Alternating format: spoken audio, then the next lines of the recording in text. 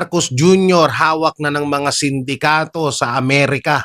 At ito, 4 sa 18 ex-Marine bumaliktad na.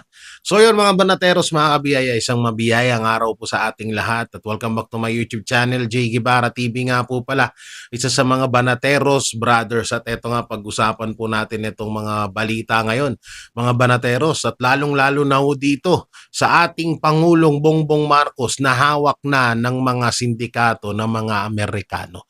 Totoo ba ito o hindi? So mamaya po hihimay-himahin po natin yung mga topic na yan. At syempre, don't forget to like, share, comment, and subscribe sa ating YouTube channel. Huwag nyo pong kalimutan na i-click ang bell button para lagi kayo updated sa ating mga video araw-araw. So eto na nga no, mga banateros, mga kabiyaya. Etong pag-uusapan ho natin ay mapatungkol nga po dito kay Marcos Jr. na kung saan ay mukhang binibenta na ho tayo sa mga sindikatos na mga Amerikano. Dahil or bakit? So ngayon mga banateros, mga kabiyaya, kung magsisimula po tayo sa una pa lang na talagang topic at hinala natin na maaari na talaga tayong ibenta ni Marcos Jr. sa mga sindikato, sa mga Amerikano, ay uunahin ho natin sa topic ay yung mapatungkol po sa pagbigay ni Marcos Jr. kay Pangulong Duterte sa ICC. So ikukunik-konekta ho natin yan lahat, no? Todo deny noon si Marcos Jr. mapatungkol na sa ICC na hindi niya daw papasukin dito or hindi niya hahayaan na magasik ng lagim dito sa bansang Pilipinas at hindi niya daw ibibigay si Pangulong Duterte diyan sa ICC na yan. So wala pa rin nangyari mga banateros, ganun at ganun pa rin po ang nangyari. At ang nangyari nga po dyan ay dinala pa rin or kinidnap pa rin si Pangulong Duterte at dinala ho doon sa ICC. So ito naman mga banateros, mga kabiyaya, ang sumunod na ano rito ay yung kay Senator Bato de la Rosa. At delikado nga itong sila Senator Bato de la Rosa, Senator Robin Padilla at iba pang mga senador na kumakampi or nasa kupunan, nasa yung mga politikong kaalyado ng mga Duterte ay maaari na rin maipadala or maibigay ni Marcos Jr. sa mga sindikato sa Amerika. Ngayon nga po, kamakailan lang po ay na-interview namin si Senator Amy Marcos na kung saan ay sinabi niya sa amin, sa tutusin po, kung i-replay niyo po yung video na yon, 2 beses ho niyang inulit at yung pangalawa ay gumamit na siya ng di umano. Pero yung unang-una niyang sinabi ay sinabi niya ho doon na may kontrata na ang Pacsilica at ang Pilipinas sa mga tatayuan ng mga sa mga lugar na tatayuan nitong Pacsilica na to. So mga banateros, wala ho tayong kaalam-alam na mapatungkol ho nga ho dito sa Pacsilica na to. Kung ito ba ay wala nga nilabas ang Pilipinas, kung ito ba ay gaano makakatulong sa bansa natin or ito ba ay magiging malaking purwisyo dito sa bansang Pilipinas. Wala ho tayong alam doon. Ang malupit pala dito, ayon kay Amy Marcos, ay may kontrata ng pinirmahan or may kasunduan na ho ang mga Amerikano at etong ating Pangulo na si Bongbong Marcos Jr. na may kasunduan na sila na magtayo talaga dito ng Pacsilica or matatawag sa tutusin nga lang, yung ibang mga Pilipino ang turing nga po daw diyan ay isa sa mga maituturing na EDCA site yung pagtatayuan ng Pacsilica na yan. So ngayon eto na, mapunta na tayo dito sa pinaka-topic. Bakit natin nasasabing may 3 sindikatong mga Amerikano sa likod ni Marcos Jr. Kamakailan lang po may nagbanggit ho sa amin at talagang maituturing natin na talagang totoo ang kanyang mga sinasabi dahil talagang ito po ay expert at kung sa source lamang ang usapan, ay di hamak na mas marami at kapanipaniwala ang mga source nitong tao na to. So itago na lang ho natin siya sa pangalang Lito Banayo. Sa totoo lang, hindi ako mapagkataguan ng sekreto, pero narinig ko kasi na ikinukwento po off-cam ni Sir Lito Banayo na itong administrasyong Marcos ay kontrolado na ng 3 Amerikano na mga sindikato. Hindi ko na lang po alam kung itatanggi niya ba to or kung ano, pero wala naman ho tayong sama ng loob kay Sir Lito, no? So inilalahad lang natin sa inyo mga banateros. Nung napakinggan ko yung kwento ni Sir Lito Banayo, medyo nagkaroon ako ng idea na baka nga totoo na talagang kontrolado na ng mga Amerikano etong si Marcos Jr. Bakit? Kasi sa pagpapasok mo sa ICC na wala naman jurisdiction dito sa bansang Pilipinas at isusuko mo pa yung mga kapwa mo Pilipino para sa kagustuhan ng Amerika ay isa na ho yung lihitimong katotohanan na ikaw talaga ay tuta at kontrolado na ng mga sindikatong Amerikano. At ngayon nga, may isa pang matinding balita na itong si Pastor Apollo Kibuloy ay planong kunin ng Amerika dito sa bansang Pilipinas. Alam nyo, natatandaan ko po nung mga unang pahayag ni Pastor Apollo Kibuloy na gusto siyang ipapatay ng mga Amerikano na nung mga panahon na yun ay hindi pa nga natin siya pinapaniwalaan. Alam nyo, ngayon po talaga lumalabas ang katotohanan sa lahat ng mga sinabi ni Pastor Apollo Kibuloy noon pa nung siya ay laya pa at hindi pa ginigipit ng Administrasyong Marcos, talagang nagkakatotoo ngayon. Talagang yung mga sinabi niya noon about sa Amerika na gusto tayong sakupin, gusto tayong sakupin ng mga Amerikano, gusto tayo gawin tayong alipin at naikipag-ugnayan ang Administrasyong Marcos sa mga Amerikanong sindikato ay nagkakatotoo na ho ngayon mga banateros. Tignan nyo ngayon, may panakipbutas na naman sila sa mga nagaganap na impeachment laban kay Vice President Sara Duterte at sa mga nakawan nila sa pondo ng taong bayan. Kung matatandaan ho natin mga banateros, kadalasan ho na ginagawa ng administrasyon kapag may ginagawa silang kataranduduhan at pagnanakaw sa kaban ng bayan ay may inilalabas sila na issue na para doon matuon ng atensyon ng bawat Pilipino. Kagaya na lang po ng pagnanakaw nila sa pondo ng 2023 National Budget, 2024 National Budget, 2025 at ngayon na meron tayong 2026 national budget na nagkakahalaga lamang ha. Oo, nagkakahalaga ng 6 trillion pesos. So maaaring ito po ay isa na namang panakipbutas para hindi natin mapansin na ninanakawan na naman tayo ng Administrasyong Marcos. At ito na naman ang isang panakipbutas nila, yung pagbibigay kay Pastor Apollo Kibuloy sa mga Amerikano dahil alam naman natin na talagang dito ho sa Pilipinas ay wala talaga silang maipakitang sapat na ebidensya laban kay Pastor Apollo Kibuloy na magdidiin sa kanya sa mga ibinibintang kaso laban sa kanya. At kamakailan lang din kung hindi ho natin nakakalimutan, etong witness na hinaharap ni Senator Risa Ontiveros ay bumaliktad na at itinuro siya at binulgar siya na binabayaran lamang siya ng ilang milyon ni Senator Risa Ontiveros para lang idiin si Pastor Apollo Kibuloy. At dahil nga dyan mga banateros, etong gagang to na senadora na hindi dapat pagkatiwalaan na maging judge sa isang impeachment dahil lumalabas ho na isa siyang one-sided na judge na hindi talaga karapat-dapat sa pagiging judge sa isang impeachment dahil kailangan ho dyan ay maging neutral ka, nasa gitnaan ka ng paglilitis. Dapat wala kang sinasandalan, wala kang pinapanigan sa magkabila ang kampo. At ngayon, obvious po na one-sided si Senator Risa Ontiveros dahil ho dito sa kanyang komento, dito ho mapatungkol sa kagustuhan ng Amerika na makuha si Pastor Apollo Kibuloy. So hindi na natin babasahin ho sa inyo yun dahil nakita naman ho natin kung ano yung mga post niya. Ang may kukomento na lang ho natin dito ay kung kontrolado na ho ng Amerika ang Administrasyong Marcos. Sobrang nakakatakot po yan.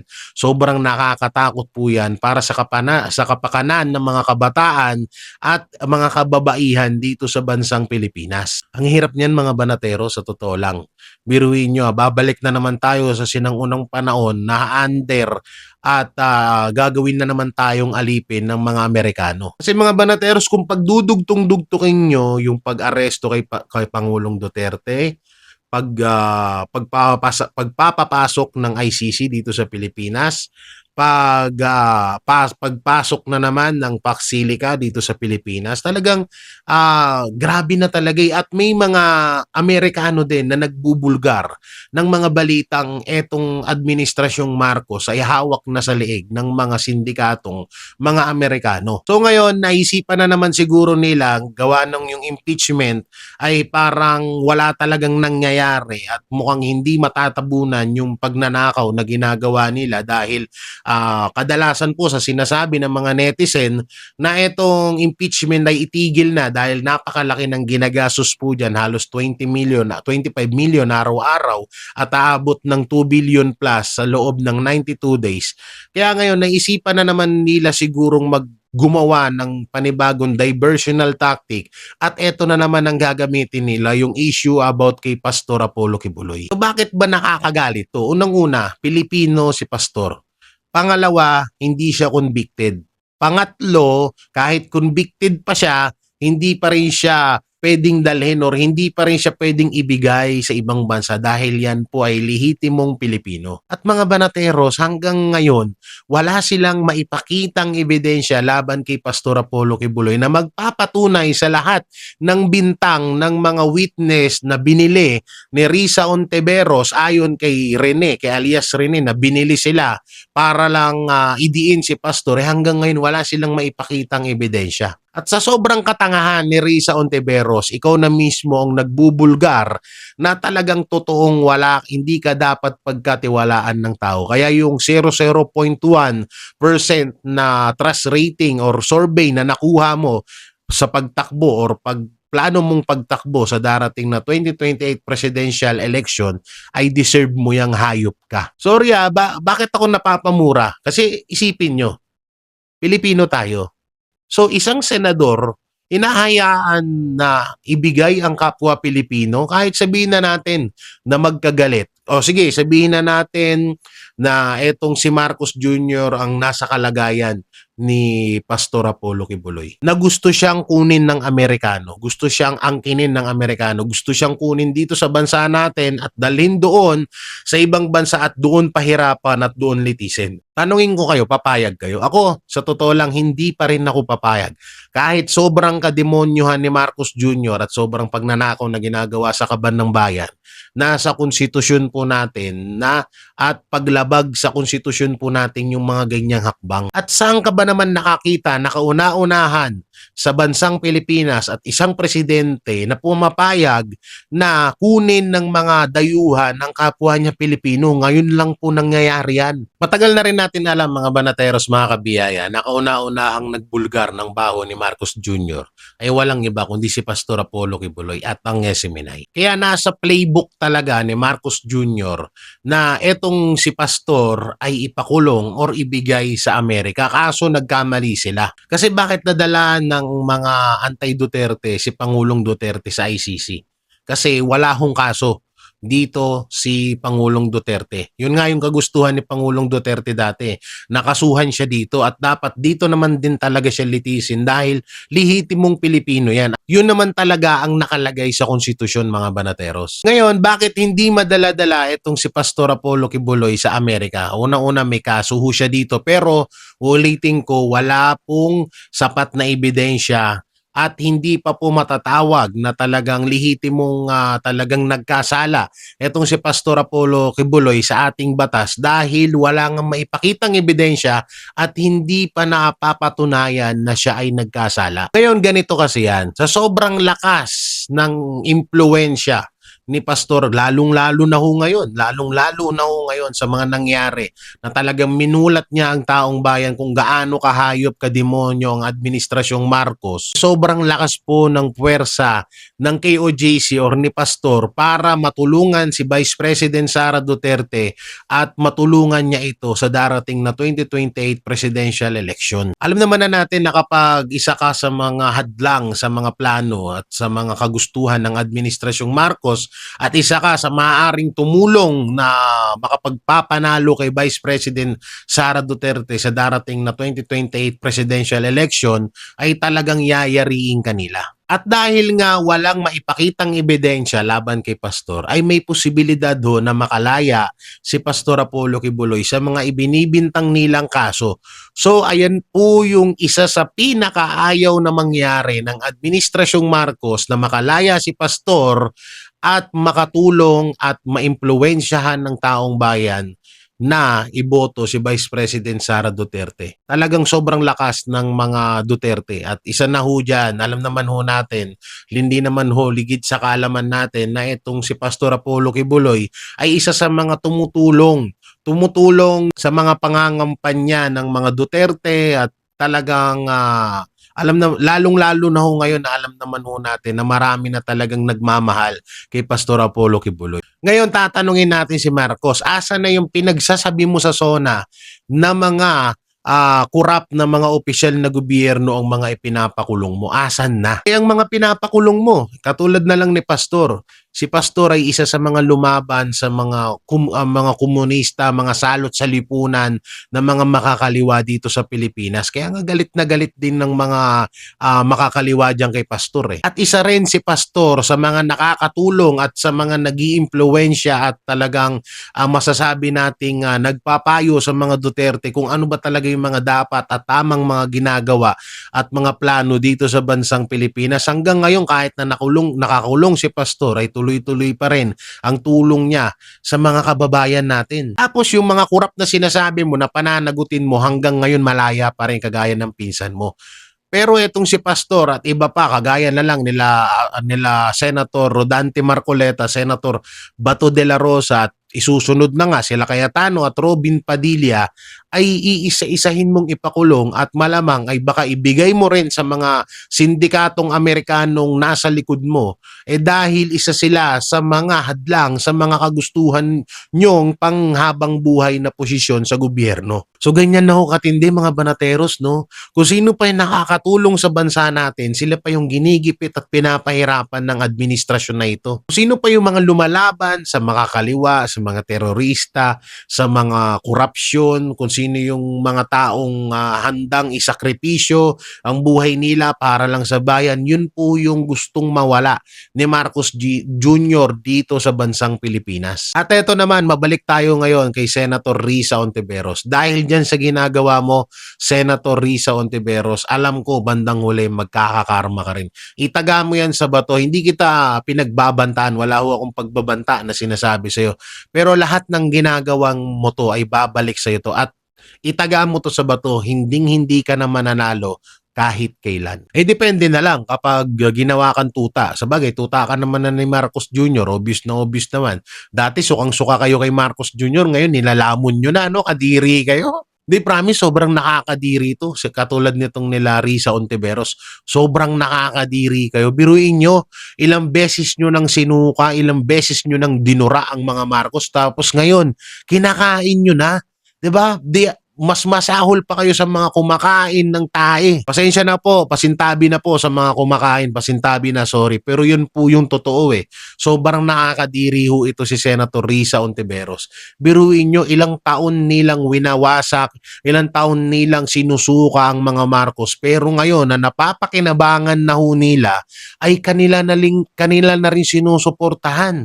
Ang masaklap dito, mukha kayong pera. Bakit? Kasi kaya nyo lang naman din sinusuportahan si Marcos Jr. dahil may napapakinabangan kayo. Napapakinabangan nyo siya na matanggal ang mga magiging kalaban nyo sa mga posisyon na hinahangad nyo, sa mga kapangyarihan na hinahangad nyo, at napapakinabangan nyo siya dahil sa perang nawawala sa pondo ng taong bayan. Alam namin na isa din kayo sa mga nakikinabang dyan. Hindi nyo naman gagawin yan eh. Hindi nyo naman gagawin yan ganyan ka mga kabulastugan na ikakasira ng mga pangalan nyo kung hindi kayo naikinabang sa pera namin. Kayo mga banateros, papayag kayo na ganyan? Katulad na lang yan, nila Senator Bato de la Rosa. Ilan milyon tayong bumoto dyan. Pero ang gagawin, dahil hindi nga siya kaalyado ni Marcos Jr., ay ibibigay lang siya sa mga sindikato ng mga Amerikano. Dahil gusto ng Amerika na sakupin tayo dito, inuunti-unti na tayo. Ito pa yung pinaka nakakatakot dyan. Kung yang sila Senador Rodante Marcoleta, Bato de la Rosa, Bongo, Cayetano, Robin, Pangulong Duterte at Pastor Apollo Kibuloy na alam naman natin na mga kilalang mga personalidad dito sa bansang Pilipinas ay naibibigay at maaari nilang ibigay sa mga sindikato ng mga Amerikano, ay what if pa kaya tayong mga ordinaryong mga Pilipino? 'Di ba? What if pa kaya tayo? So, kung yan ngang mga tao na yan ay mga kilalang personalidad, eh, paano pa kaya tayo? Paano pa kaya tayo? Na 'di ba na tangina isang pitik, isang ano lang tayo diyan, wala na. Hindi natin sila kayang labanan. Yun na lang talaga yung nakakatakot diyan, mga banateros, mga kabiyaya. Kung yung mga tao na yan kayang-kayang ibigay ni Marcos Jr., what if pa yung bansa natin? At ngayon nga, 'di ba, kaganina katulad ng sinabi ko na yung Paksilica na yan, may kontrata ng pinag-usapan si Marcos Jr., ay baka kapag halimbawa na wala talagang maidulot na magandang ibubunga yung Paksilica na yan dito sa bansang Pilipinas at halimbawa ipaalis yan or tanggalin dito sa bansa natin, eh paano matatanggal yan kung yung lupa na pagtatayuan ng Paksilica na yan ay binenta na pala. Grabe, no? Tindi talaga. Tapos sobra akong tawang-tawa dito kay Senator Risa Ontiveros. Talagang grabe sa kademonyoan. Tapos sasabihin mo para ka sa kapakanan ng kabataan at kababaihan. Bakit? Yung korupsyon ba na nangyayari sa Pilipinas, eh, hindi ba nakakasira sa kapakanan ng kabataan at kababaihan? Hindi ba ganon? Kung talagang minamahal mo yung trabaho mong yan, unang-una hindi ka dapat dumidepende sa kagustuhan ng mga dayuhan dahil Pilipino kang puking ina ka. Pasensya na sa ano pasensya na sa mura pero nanggigigil ako kasi hindi dahil sa galit ako sa kanya dahil sa ginagawa niya kay sa mga katulonggisan na ginagawa niya or kagaguhan na ginagawa niya. Ang nakakagigil kasi dito, sino ba namang matinong tao na parang proud ka pa na ibibigay mo ang kapwa mo Pilipino sa mga dayuhan, sa mga sindikato ng mga dayuhan. 'Di ba? Tapos senador ka pa. 'Di ba? Iisipin niyo maigi 'yun, sobrang nakakainis na nakakagigil na isang senador na kahit papaano, sige sabihin na natin na pinagkatiwalaan ka ng mga Pilipino sa isang pagkakataon na 'yan. Tapos sasayangin mo lang. Tapos nung nakakita ka ng butas na pwede mong pakinabangan ang administrasyong Marcos kahit na sukang-suka ka na, eh kinakain at sinusunod mo pa rin dahil nga sa mga ambisyon mo na gusto mong makuha. Kagaya na lang sa halimbawa man lang, eh kung tumakbo ka talagang bilang presidente ng bansang Pilipinas, eh saan ka naman talaga naman kukuha ng pondo. Sa bagay, eh 'di ba nabalitaan din natin na involved ka rin sa issue ng PhilHealth. So ilang bilyon ang nawawala doon. So ngayon kung ikaw man ay nakikinabang sa pera ng taong bayan, eh malamang sa malamang malaki-laki na naipon mo para gamitin mo sa pangangampanya sa darating na 2028 presidential election para kalabanin si Vice President Sara Duterte. Pero wag ka. Yan nga yung sinasabi ko sa'yo na kahit itaga mo sa bato, hinding-hindi ka mananalo. Grabe, no? Talaga, hindi. Alam nyo, sobra ako nanggigigil, pinipigilan ko lang yung sarili ko. Alam nyo naman ako, pag nagsalita ako, di ba, pinipigilan ko sarili ko kasi una-una may mga bata ring nanonood, may mga viewers tayo na ayaw na rin talaga makarinig ng mura. Pero nakakamura naman talaga kasi na kagaya nga ng sinabi ko sa inyo, kahit nga si Marcos Jr., hindi pa rin tayo papayag na kunin ng mga Amerikano dahil unang-una, ayaw nga nating sumunod sa Amerika, ayaw nga nating maging sunod-sunuran sa Amerika. Kahit gaano ka demonyo ni Marcos Jr., tutol pa rin ako at labag sa konstitusyon na ibigay mo ang kapwa mo Pilipino sa mga dayuhan lalo't wala naman na tayong koneksyon sa mga yan. Yun yung hindi maintindihan ng mga tangang mga vlogger na tumutulig sa bagay, ganun talaga kapag bayaran ka, no?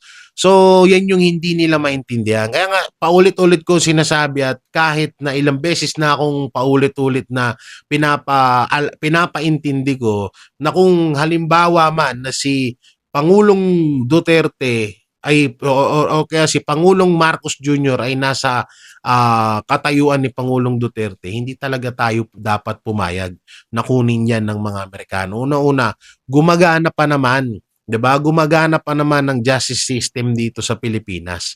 At dapat ang mga Pilipino ay dito litisin sa bansang sinilangan niya, hindi sa mga dayuhan. Tapos ngayon ibibigay ni Marcos Jr. si pastor, ibinigay si Pangulong Duterte sa dayuhan. Hindi rin talaga posible. Talagang may pagkakataon na mangyari din talaga 'yan. At wag naman din na sana dapuan pa rin ng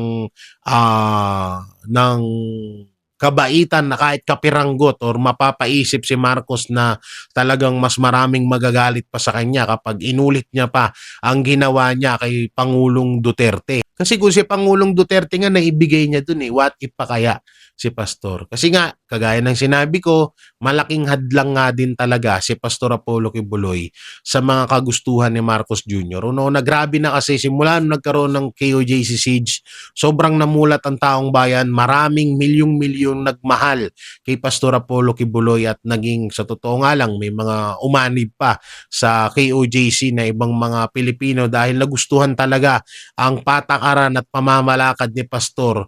Kung sa totoo nga lang, kung hindi lang dahil lang talaga din kay Chairman George Garcia, baka senador at panalo talaga si Pastor nung senatorial election. Hindi kasi naano nila naramdaman nila na talagang may posibilidad talagang makalaya si Pastor. Dahil nga hanggang ngayon walang maipakitang ebidensya, yung mga witness, puro lang hearsay. Lahat naman, di ba? Wala nang pinapakitang mga dokumento, walang video, walang biruin mo kung ikaw ay ginalaw doon sa loob ng KOJC tapos nanatili ka pa ng ilang taon katarantaduhan mo na yun, di ba? So isang malaking kalukuhan na yun. So kaya nga ang kinakatakot ng mga anti-Duterte na makalabas si Pastor is dahil isa si Pastor sa mga makakatulong na talagang manalo si Vice President Sara Duterte sa 2028 presidential election. So mga banateros, ano pong maikukomento nyo? Payag ba kayo na isa na namang Pilipino ang isurrender ng Administrasyong Marcos sa dayuhan? Payag ba kayo nun? Kasi kung ako po ang tatanungin nyo, paulit-ulit po akong talagang hihindi at hindi papabor sa ginagawang kagaguhan, kademonyohan, kahayupan ni Marcos Jr. sa bansang Pilipinas. At ngayon mapunta naman ho tayo dito sa trending issue, viral issue ngayon na itong 4 sa 18 ex-Marines ay bumaliktad na daw at itinuturong grabe nga daw. At ito nga, may ano tayo dito, may babasahin po tayo dito na pahayag nila. So sabi ho nila dito, pinangakuan kami ni Attorney Baligod ng malalaking halaga pag naging matagumpay ang scam na ito. At bilang katibayan, sinabi pa nito na sina Kong Defensor at Senador Marcoleta ang magsisiguro ng lahat. Ito po yung mga siniwalat ng 4 na kabilang daw sa 18 ex-Marine. So ang katakataka dito, mga banateros, mga kabiyaya, wala naman, unang-una mga banateros, yung kung pera lang ang usapan, di ba nasa administrasyon ang perang trilyon-trilyon nawawala. Kung talagang habol lang naman talaga nila ay pera, di sana nung una pa lang, doon na sila dumepende or lumapit na sila sa administrasyon nung una pa lang na talagang binabayaran sila nila Senador Marcoleta para sirain ang administrasyong Marcos. Alam niyo sa mga napapanood at nakikita ko ngayon at dito nga sa about dito sa 18 ex-Marine, medyo duda ako dito Malamang sa malamang kung dalawa lang kakainat na nito kung hindi binayaran sila ng napakalaki para lang ilaglag ang mga kasamahan nilang 18 ex-Marine at si Attorney Baligod at si Mike Defensor at Senator Marcoleta, maaring buhay na rin nila ang kapalit dito. Baka maaring na-corner or nakita talaga sila kung nasan na silang nakatira or baka mamaya talagang natagpuan kung saan yung location nila at nung na-corner na sila baka talagang ginapos or ginigipit itong mga to. Ewan ko lang kung sila ba ay parte ng 18 ex-Marine. So abangan po natin yung panayam ng 18 ex-Marine at ni Attorney Baligod ko ito ba ay membro ng 18 ex-Marine kung talagang membro po ito ng 18 ex-Marine. Kung matatandaan nyo po si Gutesa ganyan din ho, 'di ba? So bumaliktad din yun nung bandang uli kasi nga ginigipit na siya. At kapag hindi siya nagsabi na pati yung pamilya niya itadamay, maaaring pwede rin na mangyari dito sa 18 ex-marine na ito. Kaya abangan po muna natin yung mga yung mga ilalabas nilang impormasyon mapatungkol dito sa issue na to bago ho tayo magsalita. So mga banateros, kayo ba ay tutol, kayo ba ay sang-ayon sa ginagawa ng Administrasyong Marcos na isurrender ang kapwa Pilipino sa mga sindikato, sa mga Amerikanong sindikato na kumukontrol daw di umano sa Palasyo at kay Marcos Jr. So ano pong may kukomento nyo dyan? At dito sa dakip or kagustuhan ng mga Amerikano na kunin si Pastor Apollo Kibuloy sa bansang Pilipinas at dalhin doon sa Amerika kagaya ni Pangulong Duterte at baka ay hindi rin natin alam, wag naman sana na baka mas masama pa ang gawin kay Pastor dahil alam naman din natin na si Pastor ay isa sa mga umubos, isa sa mga matatawag na lumaban sa mga komunista, sa mga NPA dito sa bansang Pilipinas. At alam din naman natin na konektado ang NPA sa mga sindikatong mga Amerikano. Ano pong may kukomento nyo, i-comment nyo lang po dyan sa baba at ating babasahin yan at mapatungkol din dito sa pagbaliktad ng 4 na 18 ex-marine. I-comment nyo lang po dyan sa baba. At syempre, don't forget to like, share, comment, and subscribe sa ating YouTube channel. May pindot na lang din po yung bell button para lagi kayong updated sa ating mga video araw-araw. So maraming salamat. Ingat po kayo palagi. God bless and peace and bye-bye. Yan ang Banateros, walang inuurungan. Pag tama palakpakan, pag mali ay babanatan. Yan ang Banateros, boses ng ordinaryong Pilipino. Banateros ay walang makakaawan, walang inuurungan. Banateros